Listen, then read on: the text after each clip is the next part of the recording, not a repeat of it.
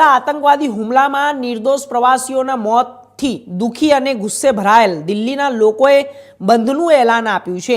શુક્રવારે દિલ્હીના જથ્થાબંધ બજારો ચાંદની ચોક, કનોટ પ્લેસ, ખાન માર્કેટ, ચાવડી બજાર, સદર બજાર અને કાશ્મીર ગેટ સહિત જ્યારે 700થી વધુ બજારો બંધ રહેશે। શાકભાજી, પરિવહન અને પેટ્રોલ પંપ જેવી આવશ્યક ચીજવસ્તુઓ અને ચાલુ રહેશે। લોકડાઉનથી અસરગ્રસ્ત રહેશે। તેવી જ રીતે બજારોમાં દુકાનદારો દુકાન બંધ રાખવાના સામે વિરોધ પણ કરાશે અને જ્યારે સદર બજારના દુકાનદારોમાં પણ વિરોધ કરશે।